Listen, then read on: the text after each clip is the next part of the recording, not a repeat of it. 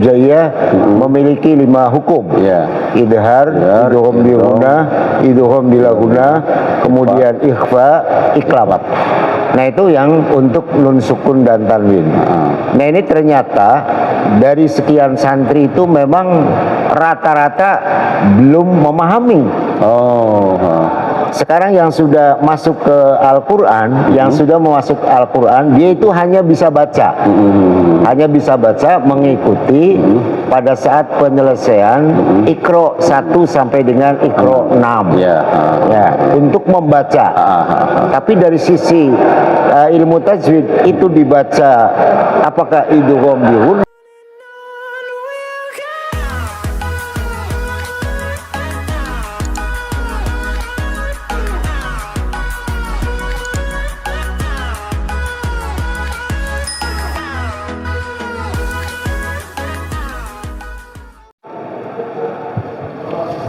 Assalamualaikum warahmatullahi wabarakatuh. Jumpa kembali dengan Skakmat seputar kemaslahatan umat. Pak Udin, kita ngelanjutin obrolan kita yang tadi sempat kita jeda sebentar karena harus sholat maupun buka puasa. Pak Udin, tadi sudah banyak diekspos.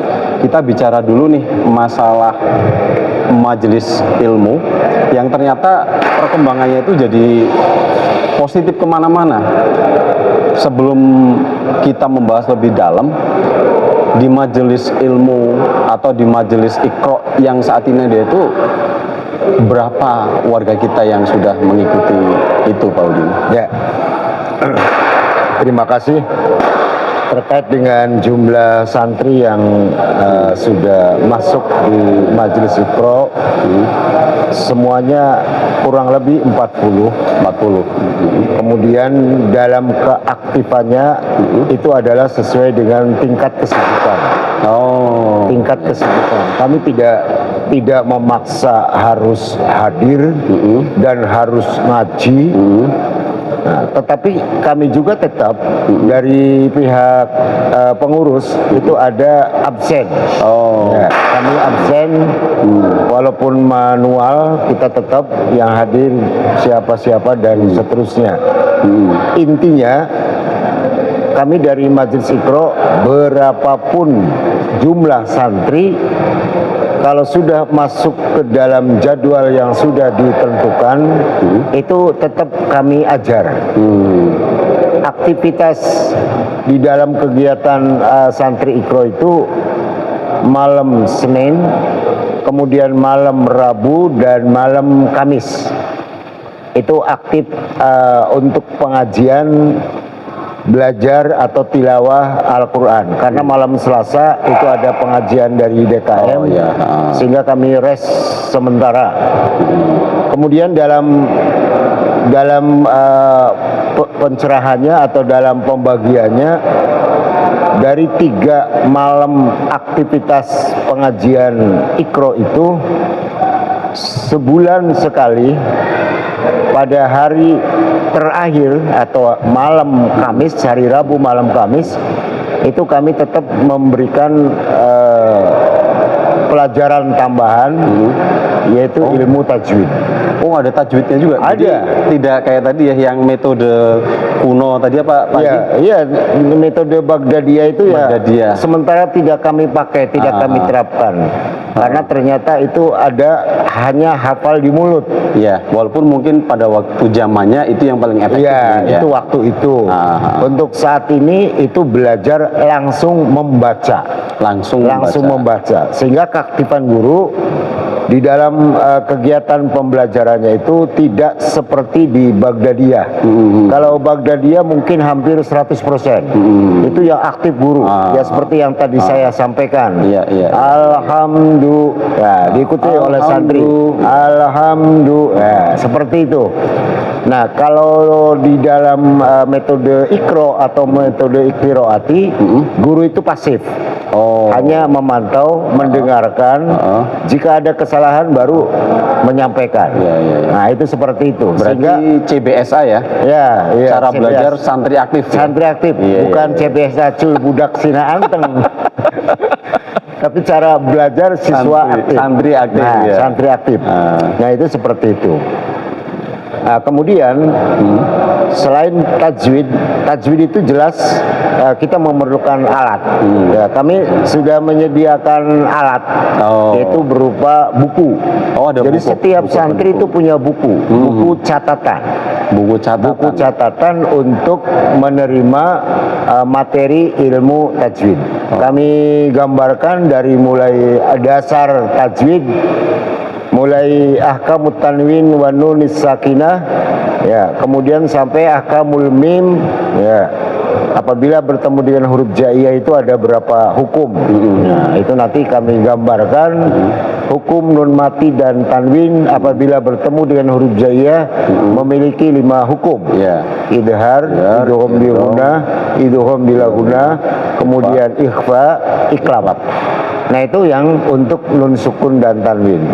Nah, ini ternyata dari sekian santri itu memang rata-rata belum memahami. Sekarang yang sudah masuk ke Al-Quran, yang sudah masuk Al-Quran, dia itu hanya bisa baca. Hanya bisa baca, mengikuti pada saat penyelesaian Iqra 1 sampai dengan Iqra 6. Ya, untuk membaca.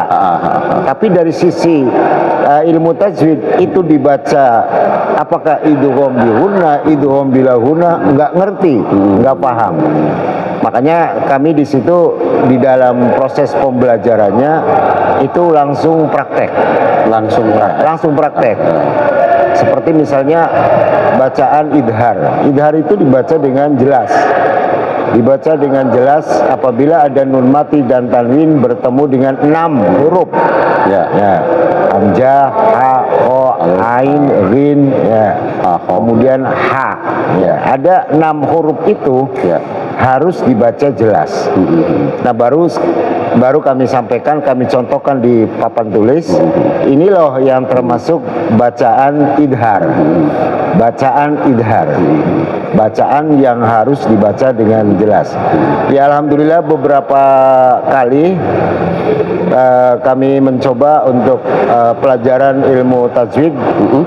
Itu dari mereka, dari para santri ada yang sudah memahami, sebagian memahami, kadang-kadang masih ada juga yang blank, masih belum paham ini apa ini idhar, apa itu idgham. Tapi ibarat naik sepeda, naik sepedanya udah bisa nih. Sudah bisa naik sepeda. Sudah bisa naik tapi sepeda. rambu-rambunya yang perlu kita rambu-rambunya setelan gigi 1, gigi 2 itu belum pas. Betul. Tapi insya Allah dalam waktu dekat kami juga tetap akan ada pengulangan kembali untuk merefresh ilmu tajwid. Jadi kami tetap itu untuk ilmu-ilmu yang menunjang, menunjang dari bacaan yang ada dalam Al-Quran.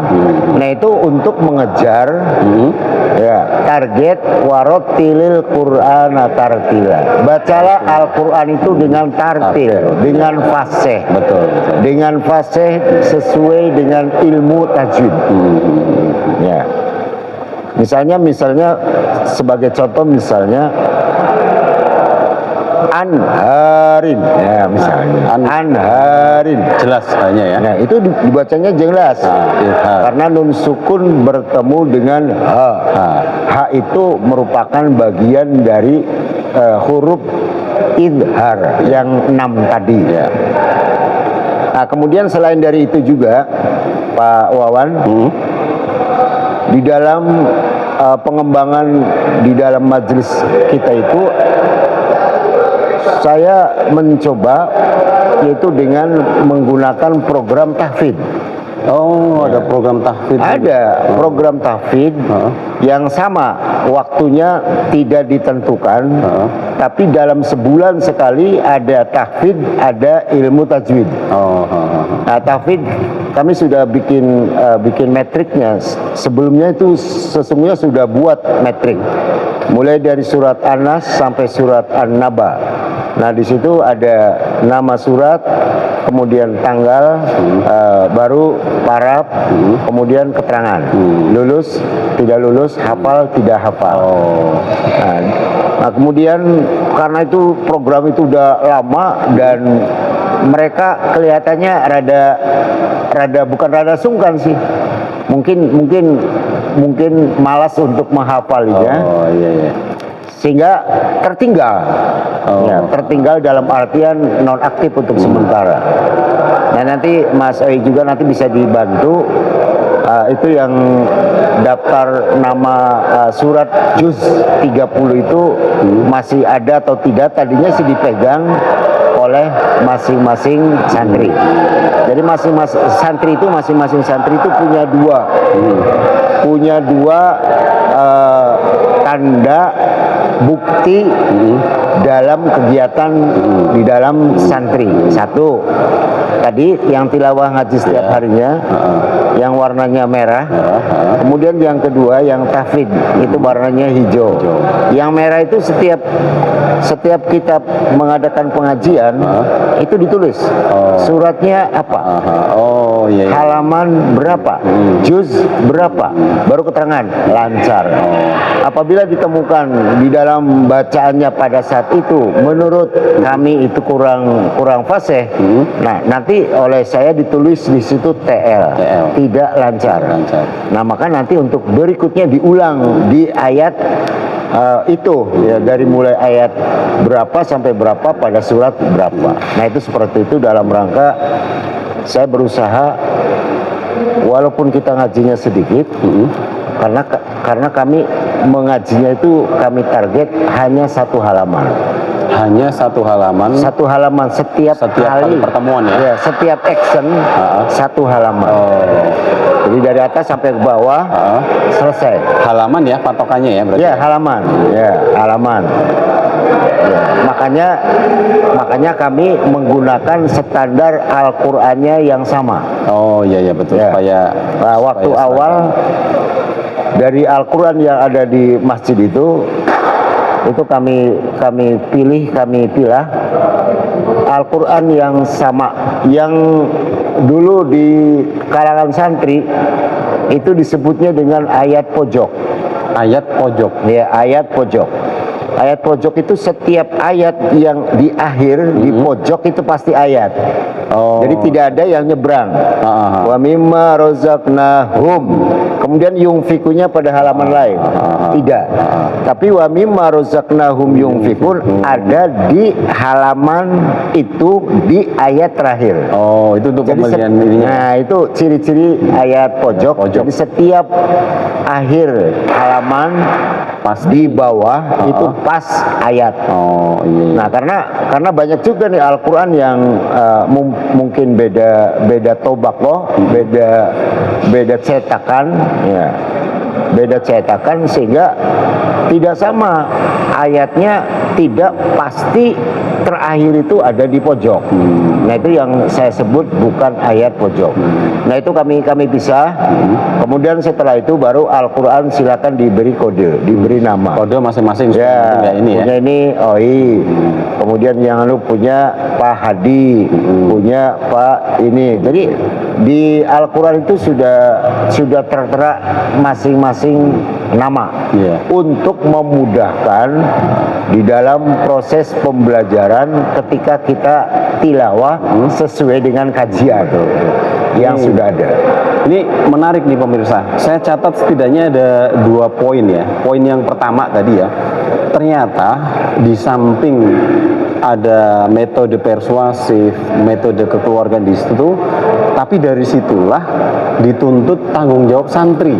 Ya, harus bertanggung jawab santri itu dengan apa yang dipelajarinya. Itu yang pertama. Kemudian yang kedua juga ada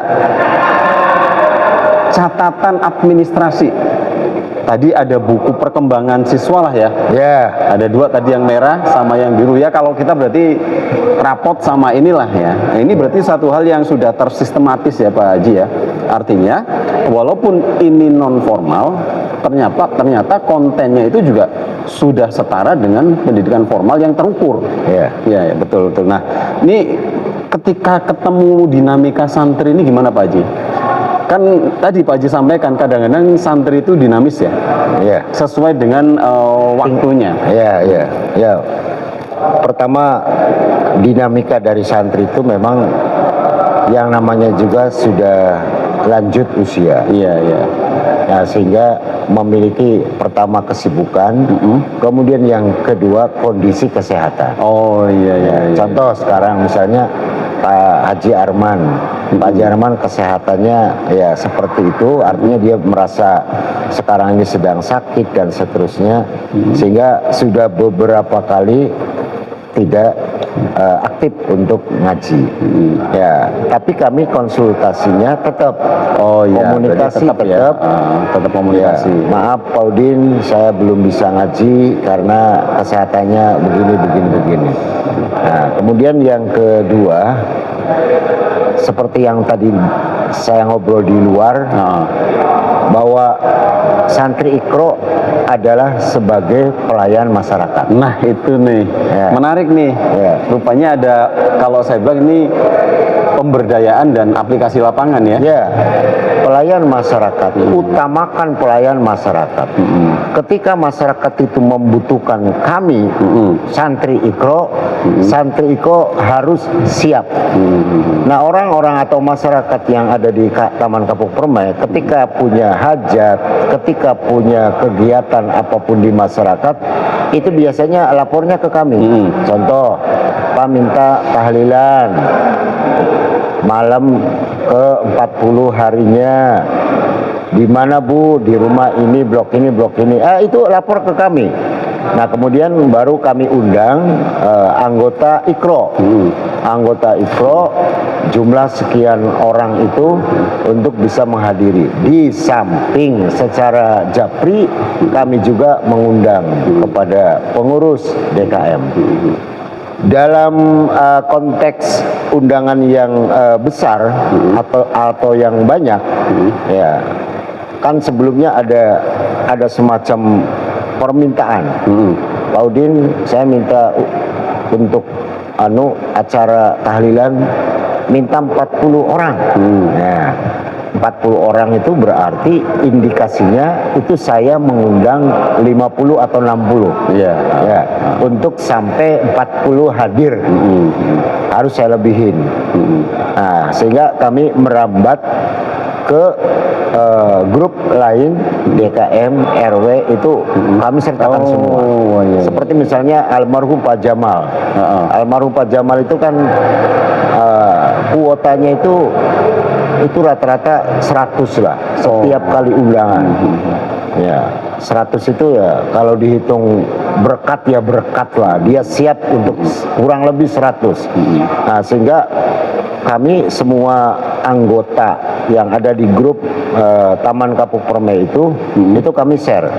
Baik di DKM, kemudian di pengurus, di RW, kemudian di kadang-kadang sekarang ada grup baru, kayak model sekarang ada panitia Ramadan. Nah, itu kami kirim, walaupun terjadi irisan. Terjadi irisan. Artinya yang di DKM ya itu juga.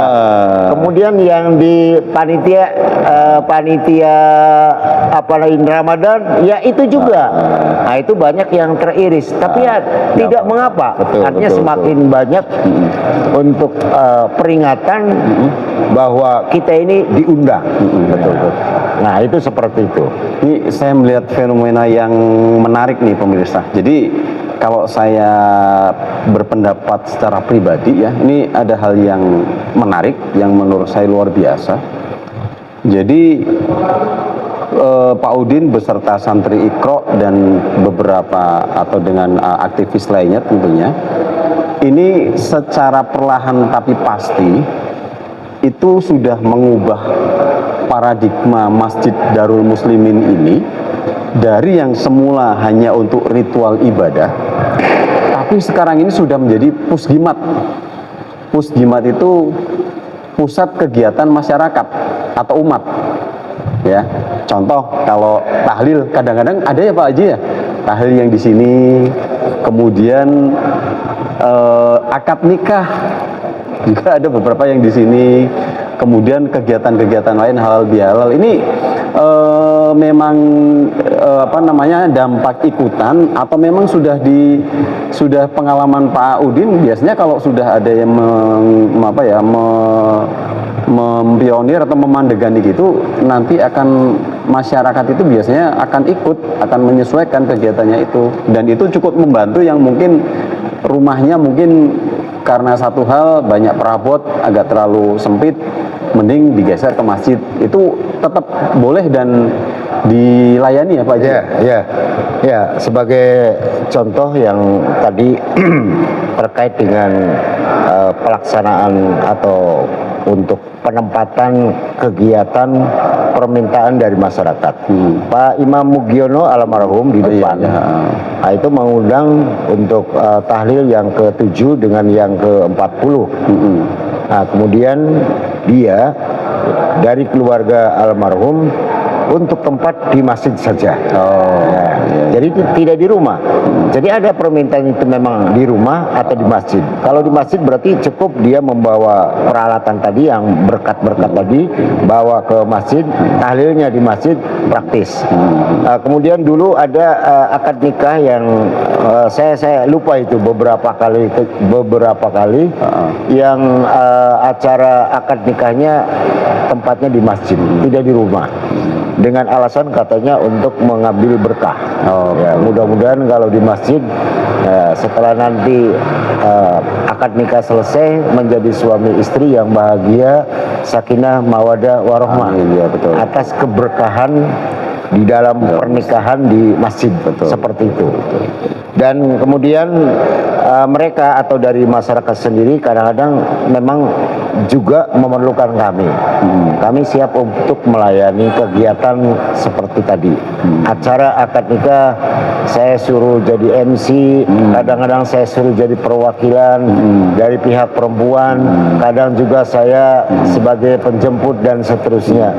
Ya, dan yang menarik, yang paling menarik, saya sudah 2 kali ya. Sudah 2 kali itu lintas kota. Waduh. Ya. Lintas kota. Jadi pertama ini ya? Pertama di Samarinda. Waduh. Ya, Samarinda. Itu lintas provinsi, Pak Haji. Oh iya, lintas provinsi. Pulau. Maaf. Lintas pulau. Lintas pulau. Itu saya hanya modalnya mic. Ya, saya ini sebagai mic-nya dia, mic-nya keluarga. Betul. Yang akan mengadakan pertama waktu di Samarinda itu kegiatannya apa? Samarinda ya? Samarinda ya, Kalimantan. Oh, Kalimantan. Ya. Waktu di Samarinda itu akad nikah. Akad nikahnya keluarga Pak Haji Endi.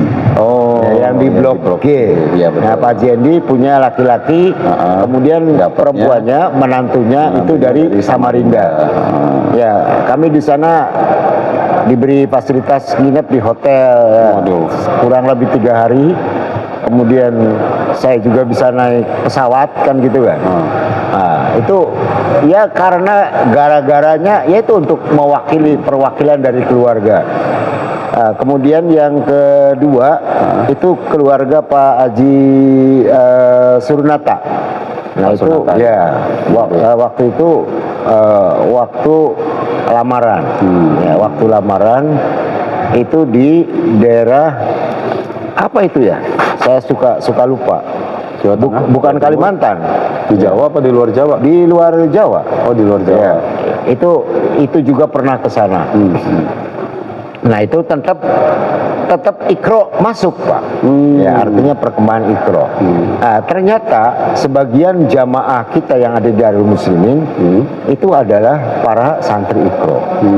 Ketika ada kegiatan yang kebetulan waktunya sama, ya kadang-kadang seperti ada waktu itu pengajian.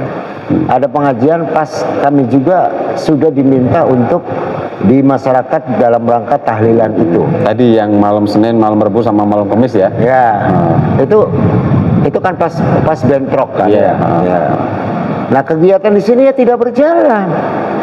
Ya karena jamaahnya ikut di sana, ikut sedang tahlilan, kan gitu kan. Oh iya. Sehingga pernah waktu itu kan betul, kami nunggu, di sini nunggu.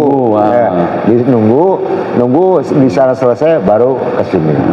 Nah itu seperti itu. Sehingga tapi kalau Pak Nur Wahyudin biasanya yang suka menentukan itu kan, kemudian jauh-jauh sebelumnya itu ada informasi. Rencana malam ini gimana Pak Udin, ada kegiatan nggak? Oh, ada ini rencana di sana. Oh ya udah, dia dibatalin. Saling menyesuaikan ya Pak Ya, Haji, saling menyesuaikan Ya, untuk kegiatan-kegiatannya. namanya juga itu dalam rangka pelayanan masyarakat juga tadi Ya, oke. Kemudian yang milad kemarin. Oh, Nah, milad kemarin Terakhir di rumah tahun- Pak Bayu udah milad yang iya, keenam. iya, Ikro. keenam. Nah itu Pak Bayu ada rumah kosong dan dalam kondisi sekarang itu kondisi musim hujan, sehingga nyari yang terdekat. Nah kemudian dalam aktivitasnya maghrib tetap sholat jamaah di sini. Kemudian Isya nyambung kegiatan di sana. Nah, karena di sana nanti ada khotmil Quran, kemudian juga acara miladnya, kemudian juga dari pihak keluarga Pak Bayu minta ditahlilin. Nah, sehingga saya santri Ikro itu sholat Isyanya di rumah. Dan ternyata di sini kosong kan? Ya, kosong seperti itu. Subuh, yaitu dengan subuh. Ya, dengan subuh. Subuh kami tetap mengadakan kegiatan karena itu nyambung. Kalau misalnya terputus, kita kan ke makan waktu. Subuh bangun terus ke masjid, dari masjid baru ke tempat lagi untuk mengadakan kuliah subuh. Nah, itu waktunya terbuang antara perjalanan itu, sehingga ada keputusan, kebijaksanaan maghrib di masjid sholatnya. Setelah maghrib kita pulang ke base camp. Kita udah di base camp, menyelesaikan rangkaian khotmil kegiatannya Quran itu yang belum selesai diselesaikan dulu. Kemudian sampai Isya. Sampai Isya. Udah Isya selesai baru kegiatan untuk acara milad yang ke-6 dilanjut. Nah, seperti itu Pak Wawan. Nah, balik ke depan nih Pak Haji. Tadi kan ini kan kemanfaatannya luar biasa ya. Tholabul ilminya dapat, kemudian silaturahimnya dapat, kemudian keguyubannya juga dapat. Nah, untuk warga Kapuk nih Pak, misalkan yang ya maaf kadang-kadang kan pengen gabung tapi agak malu apa-apa. Itu ini cara mendaftarnya gimana Pak? Ya, cara daftarnya kami menggunakan manual saja. Ada yang mengusulkan, buat semacam brosur, kemudian ditempel, kemudian melalui grup dan seterusnya. Nah, kami sederhana saja. Kami tetap menyampaikan ke santri Ikro, silakan siapa sasaran yang kira-kira bisa diajak gabung di Ikro. Nah, kemudian baru setelah itu kita pendekatan silaturahmi, kemudian baru diajak. Contoh misalnya Pak Tono itu yang di Jeli itu ya, karyawan Jeli yang di Blok E. Saya menggunakan orang, Pak Sinong hubungi Pak Tono, ya sampaikan ada pengajian, ya. Setelah itu besok lusa gabung. Sudah gabung. Nah, kami tidak mencatat seperti di sekolah, tidak sih. Namanya siapa, tanggal lahir apa dan tidak, belum sampai ke sana saya administrasinya. Yang penting dia gabung. Kemudian untuk pertama ketika udah gabung, pertama untuk memulai aktivitas itu ke kami dulu. Ke Pak Udin langsung? Ya, ke saya dulu. Sebab saya punya guru ada 3 sebetulnya. Kemudian saya, Pak Haji Amir dan Pak Pak Sutrisno. Nah, kadang-kadang kita hanya berdua. Pak Amir kadang-kadang namanya juga tenaga medis, betul. Kadang-kadang dia malam ada telepon, call ya. Ya. Kemudian baru ke rumah sakit atau ke mana, ke Cideng termasuk ya. Termasuk Cideng juga dia ikut di sana. Nah, sehingga kami juga memaklumi. Di saat kosong kegiatan, tidak ada operasi, Pak Haji Amir tetap bergabung ke kami. Nah, kemudian siapa yang ngaji di Pak Amir, siapa yang ngaji di Pak Tis, dan siapa yang ngaji di saya tidak membatasi. Oh. Bahkan saya menginginkan kira-kira ada varian guru. Jadi jangan sampai orang itu bisa ya aja setiap hari.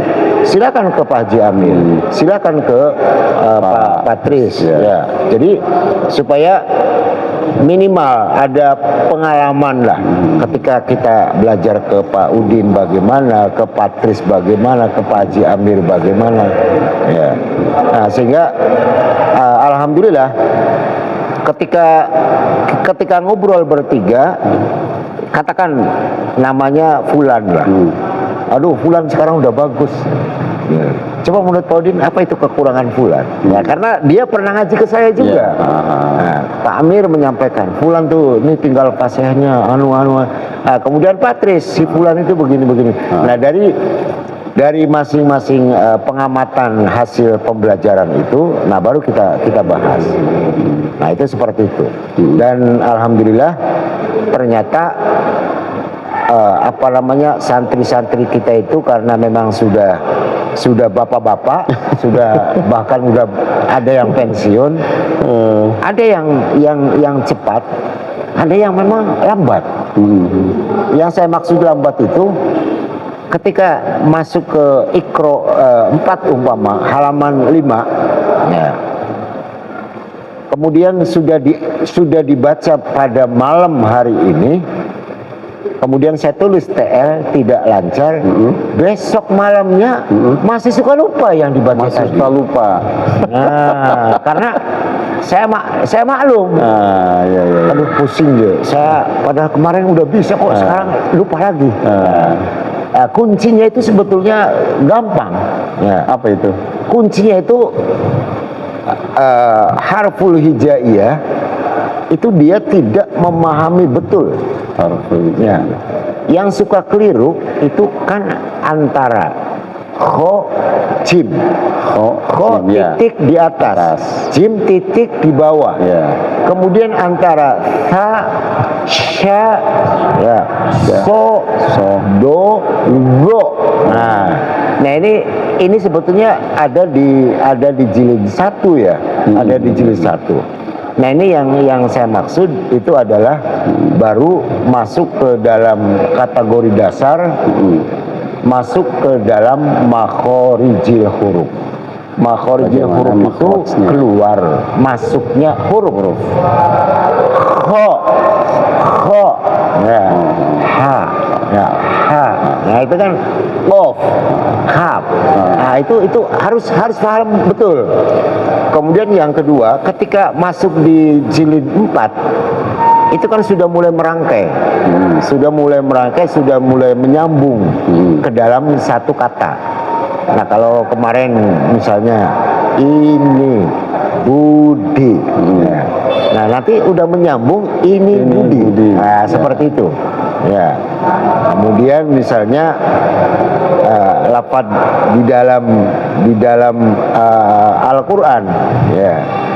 Kemarin baru ketemu dengan alif lam a, kemudian ko, kemudian ri atau ya ri ro ya ri, kemudian a tu. Nah kemudian di jilid 4 itu sudah merangkai membaca langsung al qari'atu. Ya. Nah itu ada yang baca al-qari'atu, al-qari'atu, wah macam-macam. Ya. Capaiannya beda-beda Pak Haji ya. Nah itu nanti kuncinya di dalam membaca Al-Quran itu kunci pertama itu sebetulnya mad. Matnya. Ya mad. Mad itu huruf panjang. Huruf panjang minimal kita itu memahami mad asli yang disebut dengan mad tabi'i. Hurufnya cuma 3. Ya, hurufnya cuma 3, wawu, alif, ya. Ya. Terangkai di dalam kalimat nuhiha, haiha. Pertama wawu, apabila ada huruf sebelumnya harakat dhamma, maka sebelum huruf itu atau huruf yang sebelum wawu sukun, kemudian yang dhamma dibaca panjang. Tiga Panjangnya harokat. berapa harokat? Tiga harokat. Ya kan? Baru yang ke bawah hai yang bagian ya. Ya. Berarti huruf-huruf yang sebelum ya sukun itu huruf yang berharokat kasroh, maka itu dibaca panjang. Hai. Kemudian baru Panjangnya sama 3 huruf ya? Sama. Nah itu masuk ke dalam mad tabi'i, mad asli. Kemudian baru setelah itu nanti kita pengembangannya ke mad far'i. Mad far'i itu mad cabang mad. Mungkin Pak Wawan juga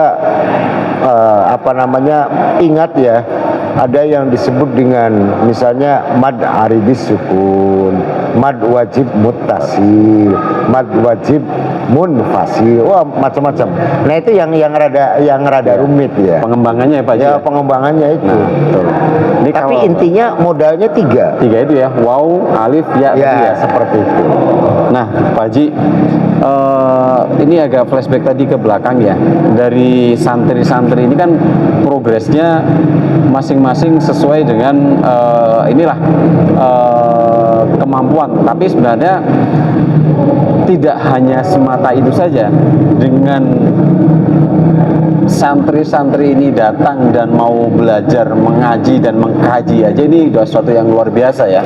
Pahalanya bahkan double. Ya, insya Allah.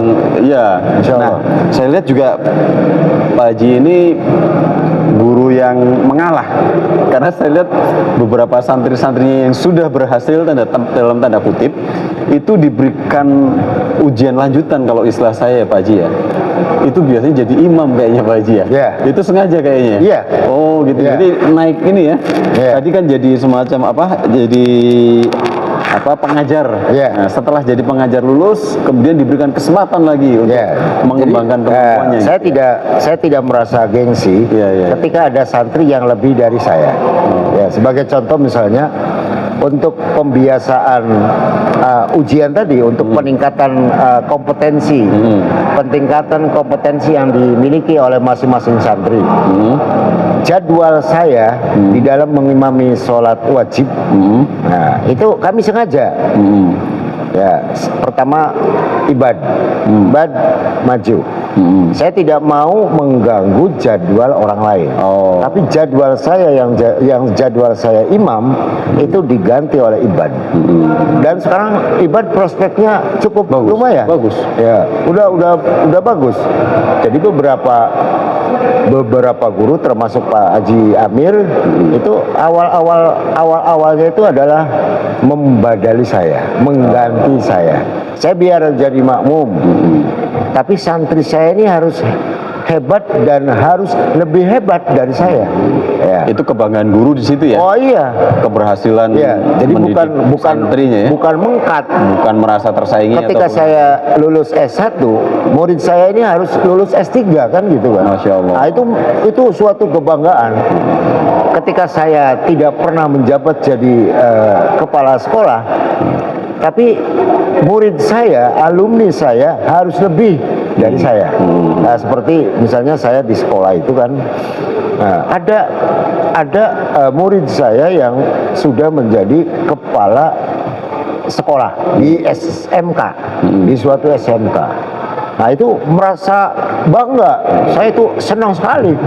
Ya, ketika dia silaturahim ke kantor, Pak saya sekarang sudah jadi kepala. Oh, selamat alhamdulillah. Nah itu seperti itu. Terima kasih atas pembinaan dan seterusnya. Ya saya bilang saya tidak seberapa, tapi itu semua adalah aktivitas dari saudara itu sendiri yang bisa menghantar untuk bisa menjadi kepala sekolah. Nah itu seperti itu, termasuk bimbingan-bimbingan yang kegiatan taraweh. Ya. Awal-awal kita di DKM, ya. Nah saya dengan Pak Tris. Pak Tris ini nanti bacanya seperti ini, seperti ini. Nah, ini Pak Tris itu saya ajak ini Pak Tris dari awal mulai kepengurusan masa dinasti saya. Ya, karena saya ini Emang termasuk selalu ganti dinasti. ya, Belum juga. termasuk lama ini. Tadi kan 6 tahun ya. Oh ya, saya termasuk lama. Mulai panitia pembangunan, ya masyarakat mempercayakan ke kami. Kemudian setelah bangunan itu selesai diresmikan, nah baru dibentuk DKM dan masyarakat nampaknya memilih kami. Nah kemudian kami mulai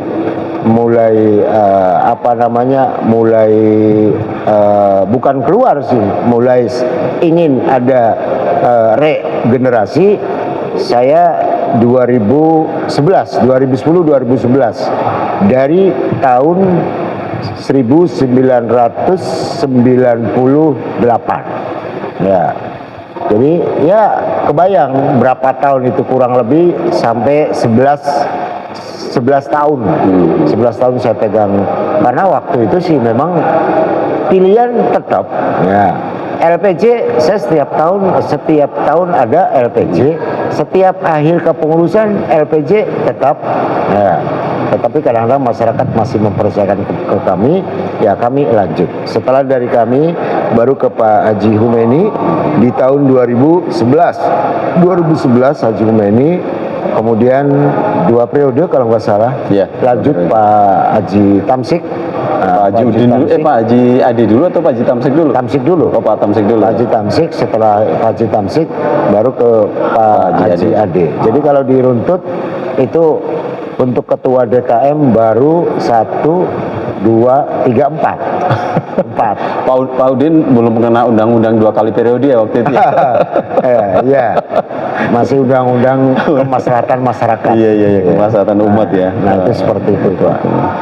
Wah, luar biasa ini pemirsa Masjid Darul Muslimin dan Pemantauan Kapuk Permai. Ini obrolan kita ini ngalir gitu ya.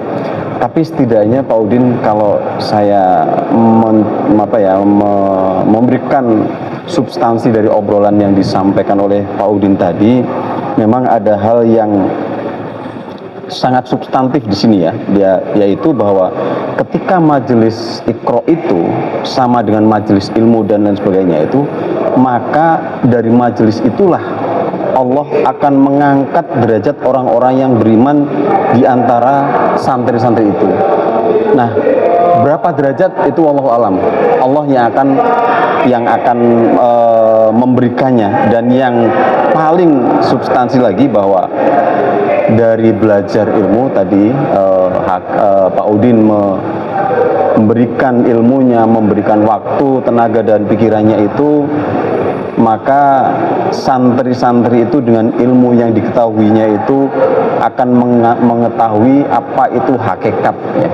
Jadi walaupun tadi dari sisi bacaan Quran sudah kita bahas, kemudian dari kemaslahatan umat, bagaimana mensosialisasi, bagaimana mensinergi dengan kegiatan-kegiatan yang ada. Jadi semua yang ada dalam substansi surat Al-Mujadalah ayat 11 ini, insya Allah Pak Udin, Allah membukakan itu melalui Pak Udin, dan itu terbuka luas, semuanya itu boleh dan bisa untuk bergabung Pak Udin ya. Nah, Pak Udin mohon sampaikan satu kalimat untuk pemirsa Skakmat di Taman Kapuk Permai atau yang lain, kira-kira pesan apa yang Pak Udin akan sampaikan kepada masyarakat Taman Kapuk Permai? Ya, terima kasih. Untuk pembelajaran Al-Quran itu memang harus istiqomah. Harus istiqomah. Betul. Harus continue.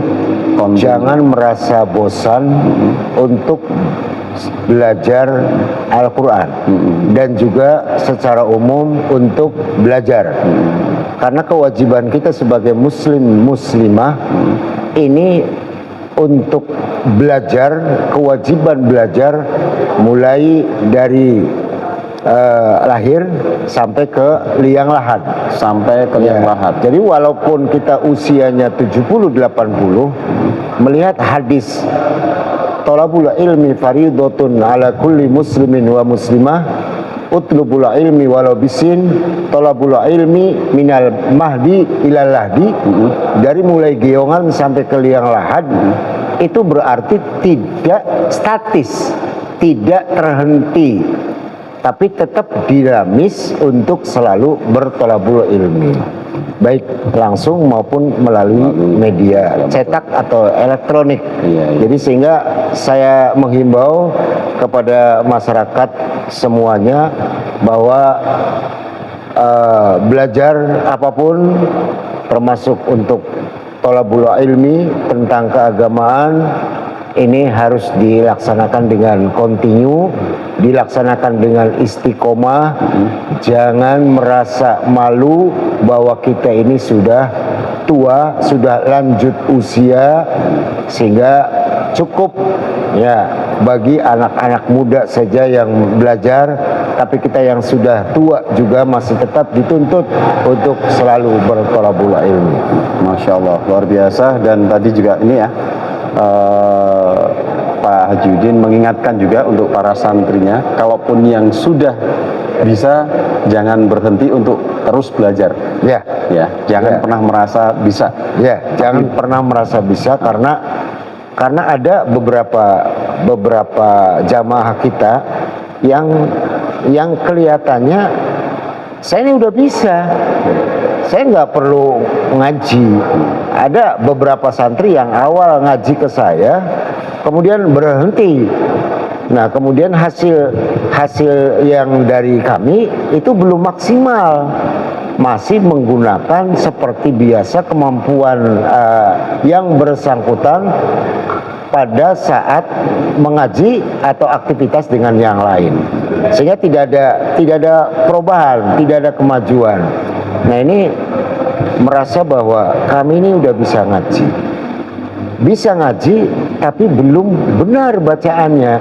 Makanya di Iqra, insya Allah saya berusaha semaksimal mungkin dengan Pak Tris, dengan Pak Haji Amir, kepada santri-santrinya agar betul-betul bisa membaca Al-Quran dengan fasih. Nah, itu tuntutan dari firman Allah tadi yang akan saya kejar targetnya untuk sampai kepada perintah firman Allah, warattilil Qur'ana tartila. Bacalah Al-Quran itu dengan tartil, dengan fasih, dengan benar, sesuai dengan ilmu tajwid. Masya Allah, luar biasa. Ya Allah, kita doakan guru-guru kita ya, Pak Udin, Pak Tris, Pak Amir, dan semua yang ini, mudah-mudahan Allah selalu merahmati, Allah selalu melindungi, dan Allah memuliakan beliau, mengangkat derajat beliau di dunia maupun di akhirat kelak. Amin amin ya rabbal alamin. Pak Haji Udin, Pak Ustadz Udin, terima kasih banyak atas berbagi ilmu, berbagi pengalaman, berbagi trik, bahkan berbagi saran kepada kita di tim IT Masjid Darul Muslimin. Insya Allah ini menjadi pelita, menjadi cahaya untuk kita semua dan untuk warga masyarakat yang mungkin merasa belum lancar atau mungkin akan memulai dari nol supaya tidak jadi buta bahasa Arab, bisa gabung ke Masjid Darul Muslimin. Insya Allah semuanya akan dilayani, semuanya akan dibimbing sepenuh hati dan dengan penuh keikhlasan. Demikian obrolan santai kita ngalor ngidul, semoga ada hikmahnya Pak Haji ya. Terima kasih banyak atas waktu dan kesempatan yang sudah meluangkan untuk kami, dan kita tutup dengan bersama-sama salam skakmat seputar kemaslahatan umat. Nah, kita ulangi Pak Haji. Salam skakmat seputar kemaslahatan umat. 1, 2, 3. Salam skakmat seputar kemaslahatan umat. Wabillahi taufik wal hidayah. Wassalamualaikum warahmatullahi wabarakatuh. Waalaikumsalam warahmatullahi wabarakatuh. Terima kasih Pak Haji. Sami-sami. Jazakallah. Alhamdulillah.